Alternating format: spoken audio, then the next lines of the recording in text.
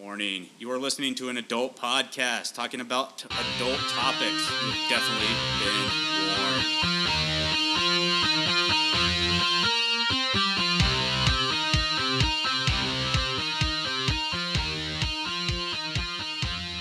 Hey, it's your Hoppy Craftsmen, Brandon and Chris.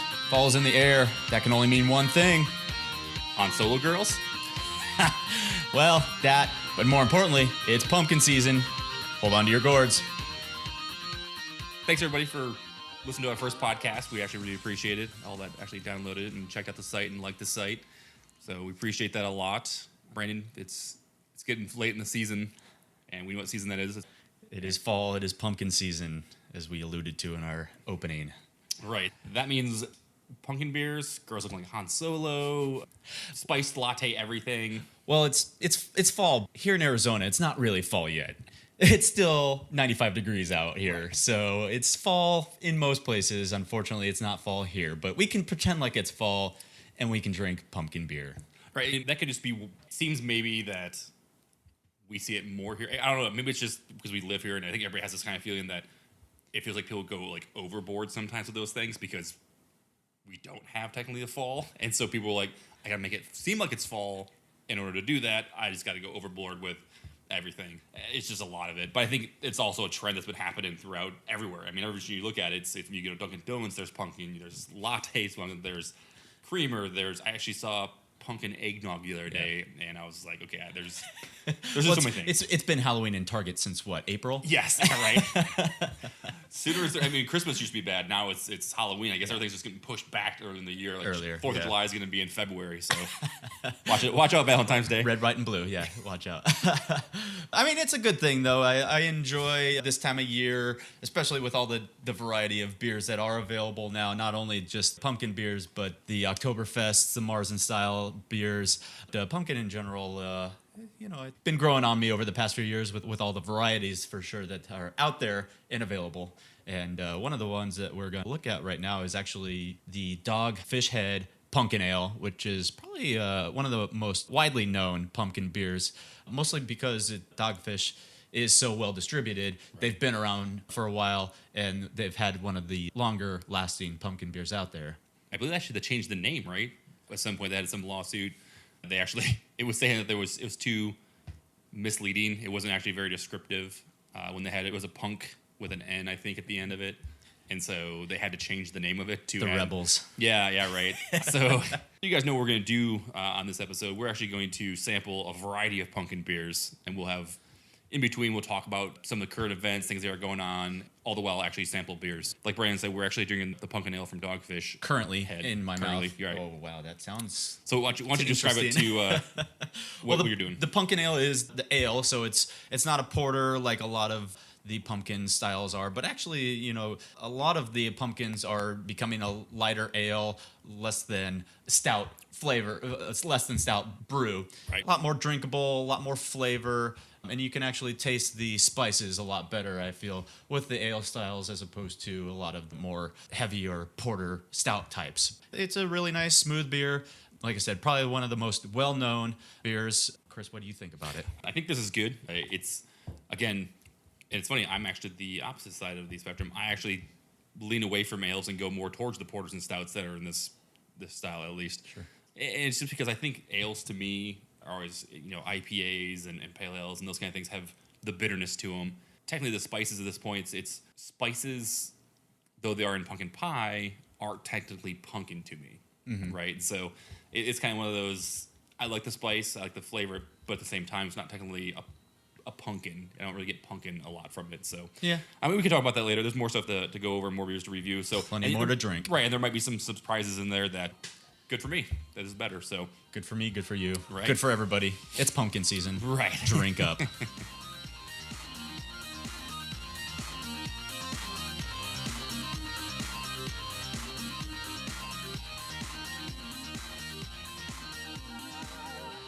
So evidently there's an open debate online between everybody. It's this, do you like pumpkin beer? Do you not like pumpkin beer? People love it and people hate it. It's kind of this back and forth spectrum. Yeah. And so I don't know. I like pumpkin beers, but I also have had some very bad pumpkin beers. And There, so I can there are understand. too many pumpkin beers for a lot of people, and that's probably where the debate comes in. Is everybody has to get their foot wet, with their pumpkin beer, has to throw their hat into the ring to try and develop their own pumpkin beer and something to stand out. Or as the beer we're drinking right now from New Belgium, Pump kick. beer, get your beak wet because there's a crow on the front of it. So Yes. you see what I did there? I said, well played, sir. I brought it all together. Yes. I brought it together. So we switched into a different beer, Pump Kick, like we talked about. Brandon, you want to talk about this beer and what it is? It is another ale, another seasonal pumpkin ale from New Belgium again. Another widely known pumpkin beer because New Belgium is very well distributed again, just like the Dogfish we had earlier. This one boasts a cranberry kicker with it, so that may be where the kick comes in with the pumpkin, the cranberry kicker. It's a little bit more of a upfront pumpkin flavor with spices on the back, smooth, very drinkable.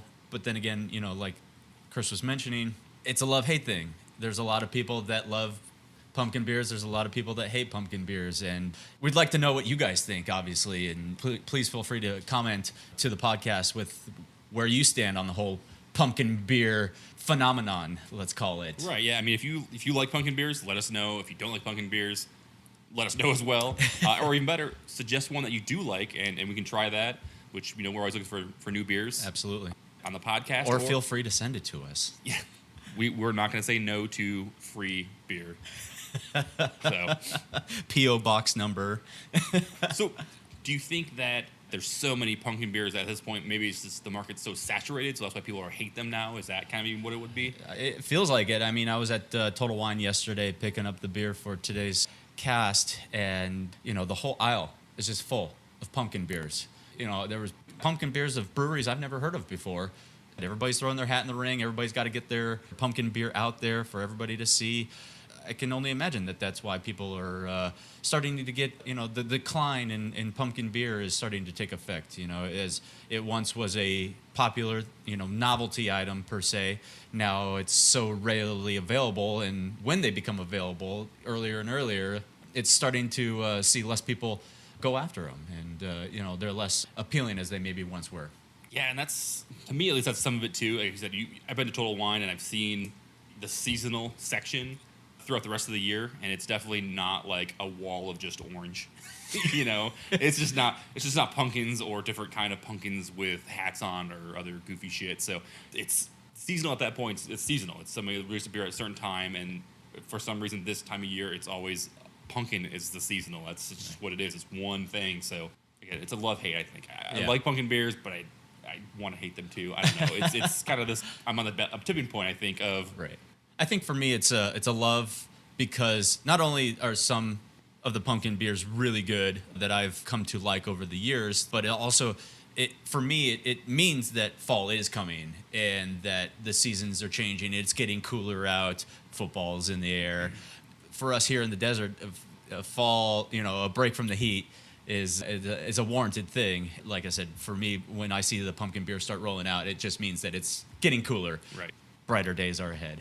So Huffington Post actually put an article out about this, why they thought people liked craft beer or didn't like craft beer. And there actually is an interesting fact in here. They said that October, actually, pumpkin beer rivals the popularity of IPAs in America.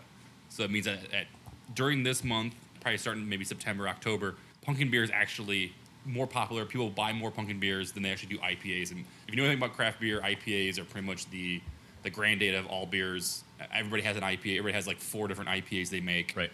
So much so that was popular in 2014. The Great American Beer Festival, which is going on right now in Colorado, actually created its own category for the pumpkin beer. A little bit of a fun fact there, but. Right, and I also have another article over here that recent Nielsen ratings showed that seasonal beer accounts for about 18% of craft beer sales. Pumpkin-flavored brews make up an estimated 10% of all craft beer market. Wow. 10% over a year's worth of craft beer sales is pumpkin beer. That's pretty amazing for, some of these, like New Belgium. That's not necessarily a smaller brewery. It's actually kind of a regional craft brewery. and they actually, that's 10% of their sales. Like, that's amazing that they do that. So Right. It's 10% of pumpkin beer across the board. Oh, okay, across the board, Not just average reach distributor, but Yeah. 10% in the market in general. In the craft Okay. beer market, 10%, and that's just like I said, it's because everybody's throwing their pumpkin hat in the ring. We'll continue to talk about it here after we can finish our pump kick. Let us know what you think.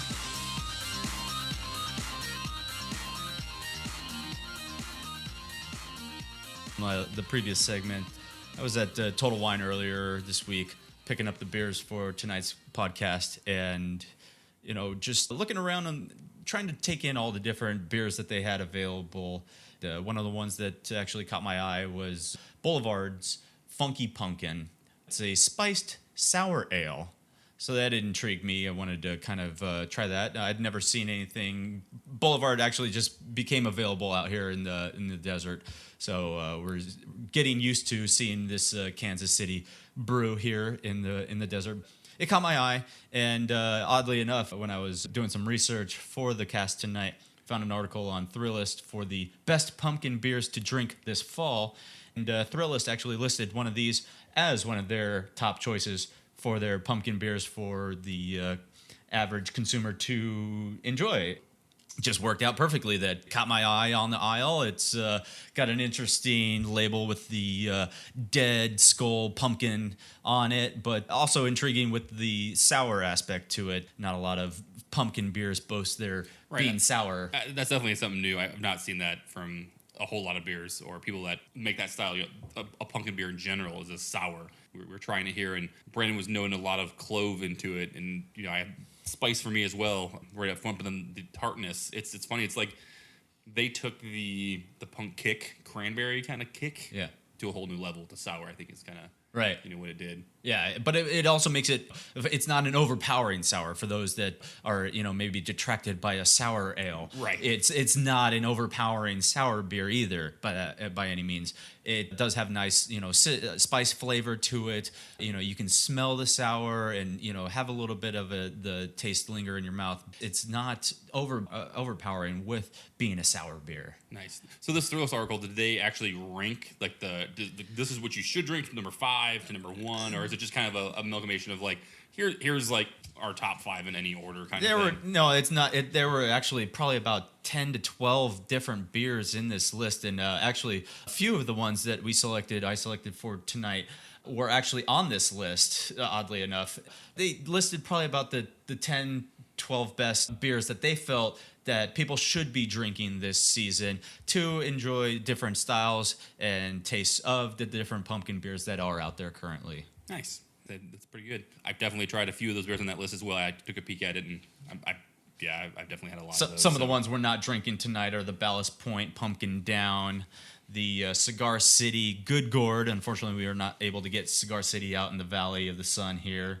Odyssey Beer Works out of Arvada, Colorado, their Fluffy Pumpkin, which I have had in the past, and it was actually kind of a letdown because I was expecting more of a sweet pumpkin flavor, Fluffy Pumpkin. They boast it being a marshmallow style pumpkin ale, and it really just didn't deliver on any of that. Elysian is another one, the Anderson Valley Pinchy Jeek Barrel Ale. Yeah. I can talk tonight. I promise I haven't been drinking too much. I've had that in the past too. The Anderson Valley, the one, not a huge fan of that. It's okay, Right. And it goes down the list from here. Like I said, there are other ones that we will be tasting this evening on this list, and we won't give it away now. But just interesting, like I said, that I happened to come across one of the beers that they are suggesting as one of the best beers to drink, and that's obviously their opinion. It was intriguing to me, like I said, because it is a sour pumpkin ale as opposed to the rest of them, which are just regular ales or porters. Right. And so it definitely holds its flavor nicely and adds a little bit of a change to the pumpkin genre.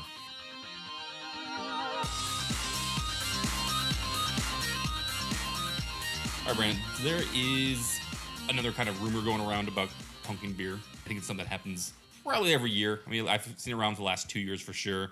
There is going to be a shortage. Oh no, crisis. There's a shortage of pumpkins.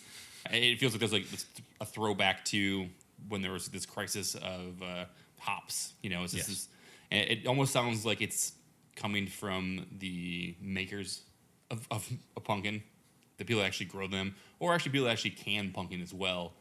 That you need to get to the market as soon as possible and get these canned pumpkins because they're going to be short. We're not going to have enough for Thanksgiving. It doesn't seem like that's really true. Just why the breweries are starting to try to get them out there sooner, you mean? Or how do you mean there's a shortage, or they're concerned about it at least? The shortage is between two things. It's that there's definitely not going to be enough pumpkins to be grown, right? That they're going to need to have enough for everybody that needs pumpkin stuff for Thanksgiving. Yeah. So they can, grow the pumpkins, can them, and give them to Thanksgiving people. At the same time, have enough to actually either give real pumpkins to brewers or actually give canned pumpkin to brewers as well. So, which we look at that. I'm not a huge. There are people that don't like canned pumpkin. I guess it's one of those things that's against the craft. Right. Idea is that you're not technically using raw ingredients. You're actually using a canned ingredient that's artificial, pasteurized. Yeah. Who knows what they put into that cans to preserve it? Yeah. So. Is it a bad thing, really? I mean, is it a bad thing that we might run out of cans, or is it even going to happen? And beers that we tasted earlier, I mentioned that I didn't taste a lot of pumpkin, right? But I tasted the pumpkin spices, the nutmeg, the cinnamons, the allspices that comprise most of the pumpkin beers. Right. When somebody thinks of pumpkin pie, they associate those things together, and so it kind of sparks. Oh, this is a pumpkin beer because I've had these spices with pumpkin pie, and it's the same thing. And to me, it's not. It's not the same thing at all. Right. So yeah. There are some breweries out there that acknowledge the fact that there are some pumpkin beers that are made with the artificially tasting pumpkin or canned pumpkin. Rogue Brewery, for example, will post on their Facebook page and Instagram that they're still waiting for their pumpkins to harvest before releasing their pumpkin beer. Right. And so they're actually sitting there growing their own pumpkins for their beers, which makes them unique in that aspect that, actually go out and harvest their own pumpkins before they'll actually use them to make their pumpkin beer, as opposed to a lot of other breweries that try to capitalize on the market by getting their beers out there sooner. And that's probably what you were alluding to in the whole can versus fresh pumpkins, right. Is, just cornering the market, basically, and how fast can I get my product out there? And that's why we're starting to see them, earlier and earlier in the season in August, and, hopefully, God forbid, earlier in July. Yeah, that'd be crazy to see them in July. It's like super hot out, and you're like, oh, pumpkin beer sounds amazing right now. It's not. Great hour. When it's 115 degrees outside and I'm thinking about turning on my oven to go bake a pie, not so much. Right, yeah, I want to do anything but turn the oven on in the middle of the summer. Right, so... so to continue with our tasting here, another one that picked out that was also on this Thrillist list that the best beers to try this season is the Southern Tier Pumpkin Imperial Ale. Got the ale thing going on. I didn't even realize this when I was picking all these beers out, but they're all of the ale variety. Well, and I would say there's probably more pumpkin ales than there are like porters or stouts. I think those are the outliers. There are going to be more of those ones. But there's actually a lot more ales for sure. Right. Which to me, and again, this is my preference, is that I think that that's why a lot of people don't like them. The ales themselves don't technically lend a malty sweetness to a beer, where a stout or a porter is going to do that. And you combine some of those spices, or you combine all those things together, and it just makes for a better beer, in my opinion. So. Yeah. No, understandable. And yeah, the ales definitely are a little bit more intriguing for the people that aren't, about big, bold taste, what a porter might provide them. In this instance, this Imperial Pumpkin from Southern Tier, it actually has a lot more, aside from the nutmeg and cinnamons that we've been tasting in the other beers. They actually have a nice vanilla backer to it, which will make it a lot more drinkable for more people, even though it is boasting 8.6%. So it is a bit up there on that one. It's just another one that the label caught my eye. I've seen Southern Tier around. I've not tried this particular pumpkin beer. Thought give it a whirl for this go around. And like I said, it ended up being on this Thrillist list of the best ones to try this season, probably because of the vanilla backing to it that we've not tasted yet so far in any of the other beers we've tried. So makes it intriguing in that aspect. It's definitely a unique taste. I mean, I've had this beer before and then trying it again here. It's funny, when I first tried it, I didn't actually get, I sort of did, but it's funny because the things I taste, what I equated to this taste to, has all those things in it, technically. And to me, this tastes like a graham cracker. Right? So it's kind of a graham cracker taste to it, and then a little bit of bitterness at the end to it. Sure. Still got the spices to follow up with, keeping with the pumpkin-esque flavor. Right, the cinnamon, the vanilla, those kind of things, a little bit of breadiness to it. So it's, again, definitely unique, definitely like it. Actually better than some of the beers we had earlier tonight. Right. I like this a little better.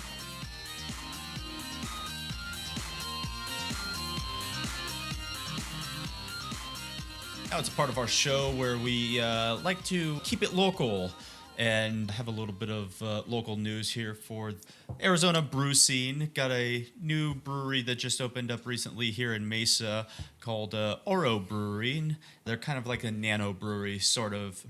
Just basically getting started, slowly starting to brew their own beers. The founder looks like began with Perch Brewing, which is another local brewery out of Arizona here, but they're just getting going, bringing in some local brews. Yeah, so he was actually a home brewer for a bit too, I believe. He homebrewed beers, then actually is also part of AZ's Society of Homebrewers. Then actually started working at the Perch, and then actually decided to expand out on his own, and then make Aura Brewing. So really cool, kind of a nano scene, like you said. It's a small brewery. We haven't visited it yet. It's definitely on the list of places to actually go check out. So really cool. Good to see that the Arizona's craft beer scene is actually expanding like that. On another note, actually another local place that opened up is Bottle Shop 48, which is a new bottle shop in Tempe. They're actually kind of a unique wine and beer destination. Phoenix New Times, which is a local publication here, actually did a little story on them and talked to the owner, Jordan Book.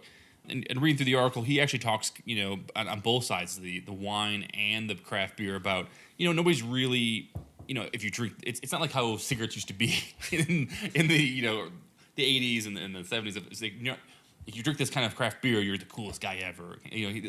That mentality is not really part of the craft beer scene, really.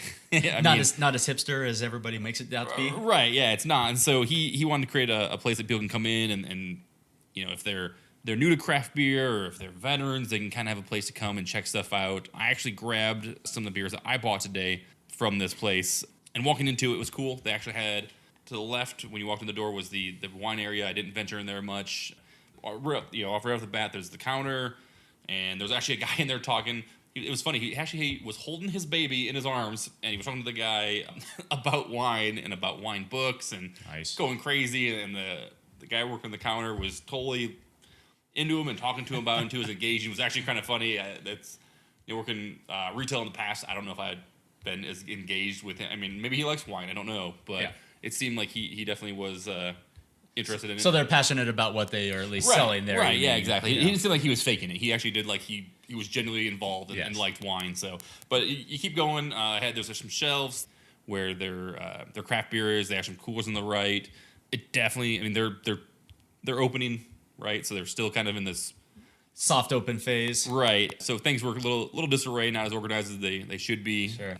But they did mention to me on the way out that they were actually going to have a grand opening event on the 15th of this month. They're going to have some meaderies there from Arizona. They're going to have some beers. They're going to have some door prizes, have some live music. So sounds like a pretty good time. I'll see if I can get the wife to let me go. Yeah, if you're in the Tempe area, definitely check out Bottle Shop 48.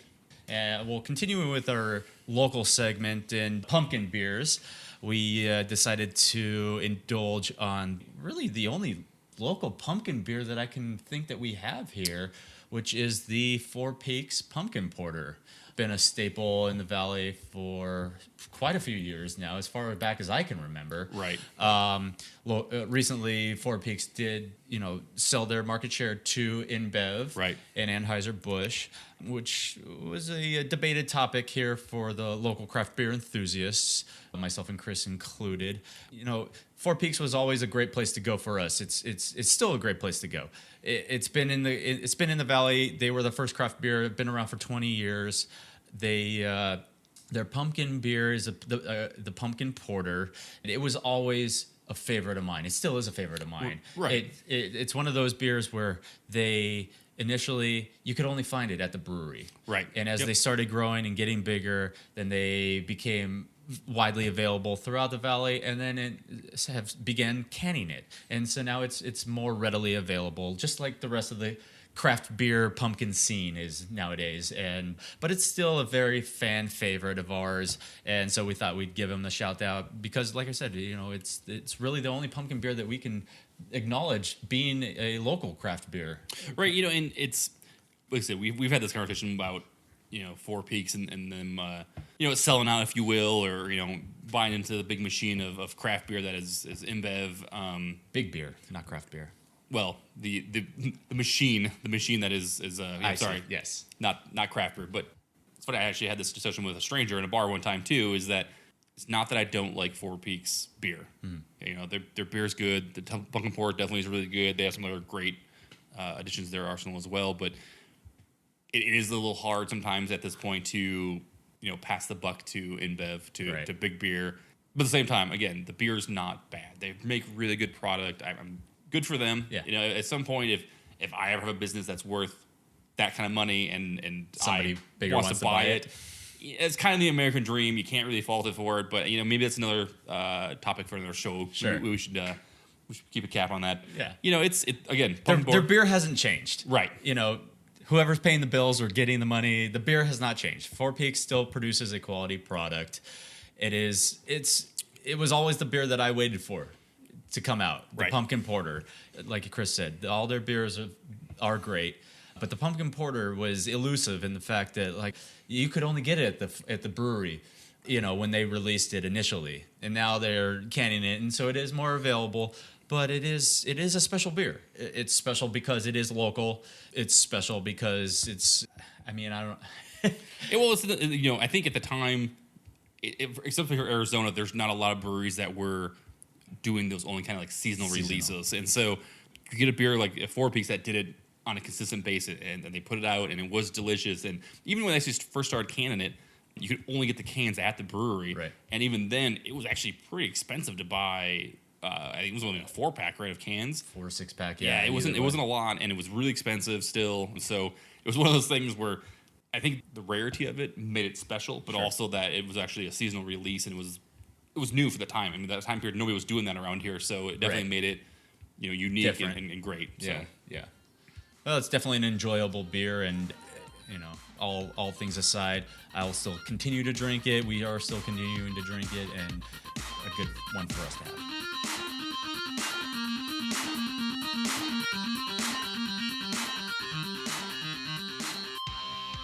All right, guys, I'm going to do some special tastings.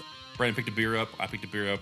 Well, Brandon picked actually multiple beers up, and then a special one for tonight, and actually did the same. I picked a beer that was also on the Thrillist list of pumpkin beers you should enjoy this fall season, and it would be Cascade's Pumpkin Smash. It was at Portland earlier this summer. It was actually amazing in Portland. They had a great craft beer scene there, a lot of good craft beer bars. I visited Cascade, went through just a sampling. They have a great sample menu. Usually it's $2. You get a sample. You get any of the beers you want, and some of the older ones are a little bit more. But it's really cool to see they actually have live barrels of beer. So instead of actually using carbonation to push beer out, they actually hand tap barrels, and any of the carbonation that's in there forces the beer out. So it's kind of a close to a cask as you would get. All their beers are sour. This one included. So we have another sour pumpkin beer. Another sour pumpkin beer. That's strange. Awesome at the same time. Right. This one's aged in bourbon and brandy barrels and then blended together with pumpkin and spices. Ooh. And it's really, really good. Yeah.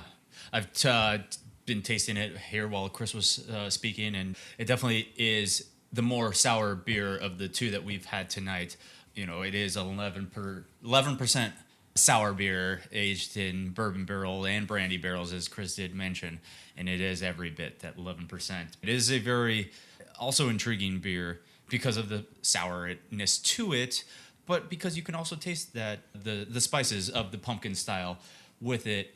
I've tasted several Cascade brews in the past. You brought a few back from your trip up to Portland. They've recently become more available down here in Arizona, which is great for us to just be able to experience these beers from around the U.S. that we didn't used to be able to have. Right, and it's funny, Bottle Shop 48, where I picked this up earlier today, actually had a really good selection of Cascade beers. Other places have usually 1 or 2 or 3 of the Cascade beers. They actually had 4 or 5. I was actually pretty surprised. A few that I have never seen, actually when I was even at the brewery, they actually had some there. So a little bit of rare finds, which is nice. Again, it's in Tempe. Check them out. They're soft opening on the 15th, and snag a bottle of Cascade. So.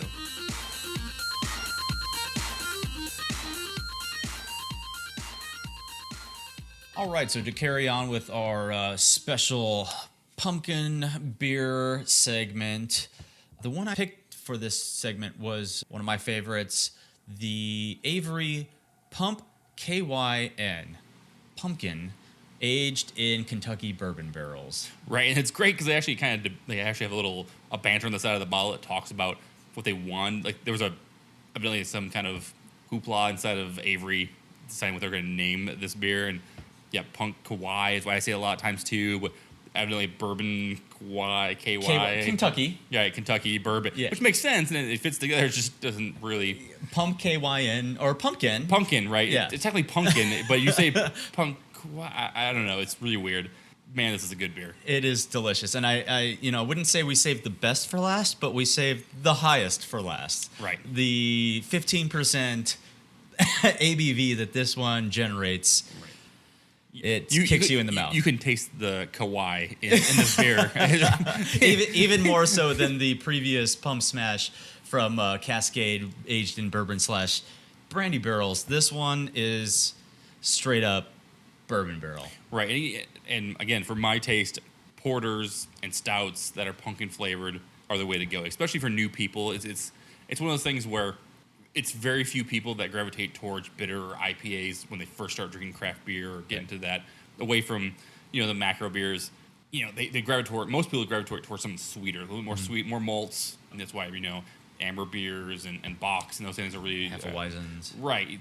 Something a little sweeter, something that has citrus, something that's fruity. Those things always help kind of indoctrinate people into craft beer, and this is that and then some. This is one of those things where if you want to start drinking a pumpkin beer, don't drink this first, unless you're a real big bourbon fan as well. Right. Then maybe do. Maybe just jump right into it and drink this. But yeah, start with like the Four Peaks kind of pumpkin porter, like session kind of beer, and then build your way up. Not the Imperial bourbon aged 15% KY and that the Avery does produce here. No, it is a very bold, robust flavor.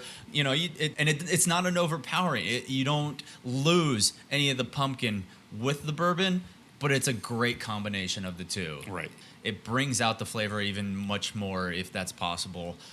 It's still got the same nutmeg and allspice and cinnamon notes that the rest of the beers had tonight, but it's just that extra kick that the bourbon barrel does apply to it. And even though it was actually bottled in November of 2015, they've left these basically aging for another 11 months before they distributed them. So it just adds that much more to the allure and consistency of it. And actually, point this out also on the bottle, because it made me laugh when I was reading it. On the ingredients list, it actually goes through and tells you what that they use.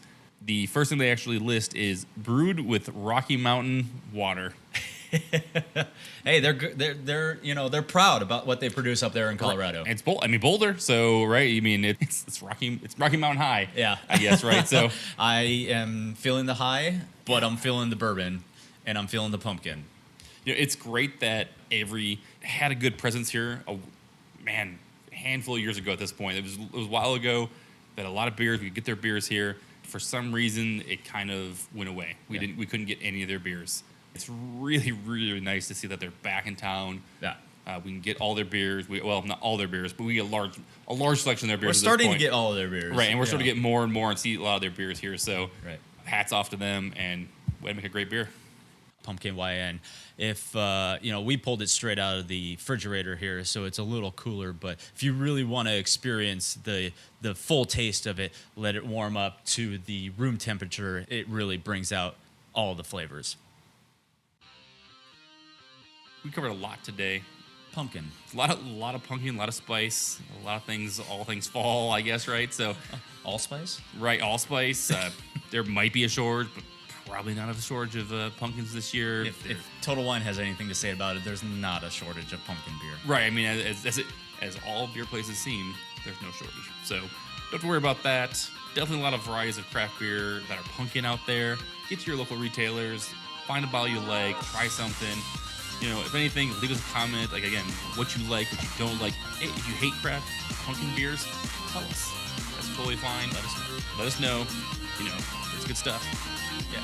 We are the Hoppy Craftsmen. Be sure to check us out on our WordPress account for all the latest updates and podcasts, through our Facebook account. We just got published on iTunes, so we hope to see you there. Subscribe, and you'll never have to wait for the next episode. All right, guys. Till next week. I'm Brandon. I'm Chris.